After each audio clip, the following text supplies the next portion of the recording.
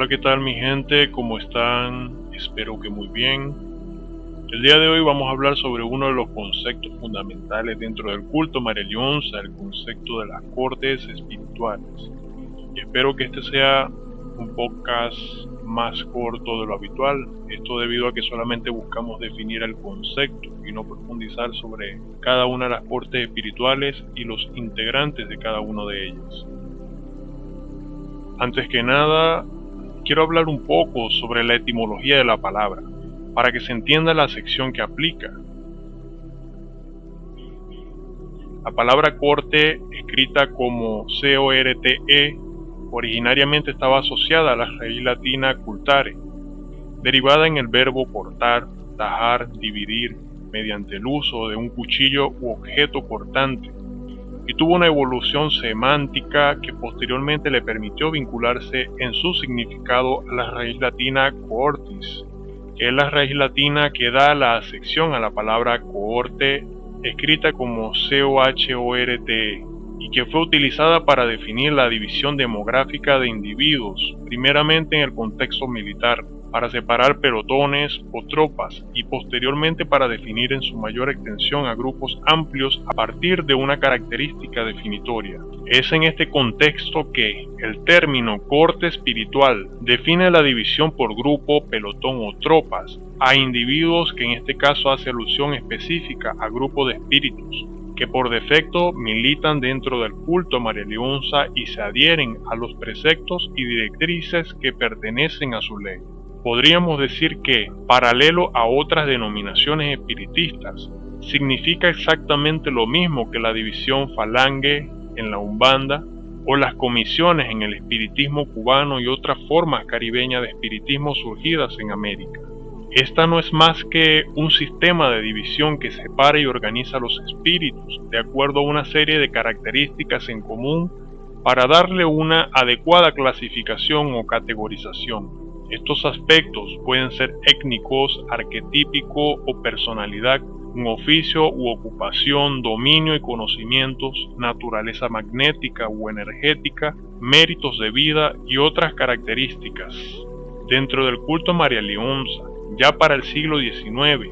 era imposible definir el número de cortes espirituales totales por parte de los investigadores en interés sobre este fenómeno religioso,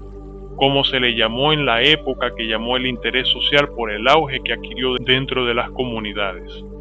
Esta incapacidad para definir un total de cortes se debe a que, durante el siglo XIX, fueron surgiendo las transformaciones en suelo venezolano y también del culto, y poco a poco fueron incorporándose las diferentes cortes espirituales que tampoco son definidas de forma uniforme entre los propios cultores. Y es que, solo para definir un ejemplo, algunas de las cortes originarias del culto son la corte india, consolidada de la época de la resistencia indígena, la corte negra, fruto de la herencia negra y de los esclavos que participaron de las transformaciones del país y del mestizaje en Venezuela, la corte yerbatera y de Don Juanes, también conocida como la corte de la reina María Leonza y corte de los dominios, compuesta por los curanderos y brujos que figuran como los primeros seguidores, difusores y representantes criollos del culto a María Leonza. Pero posteriormente, en los años 60 y 70, durante el gobierno del presidente Leoní,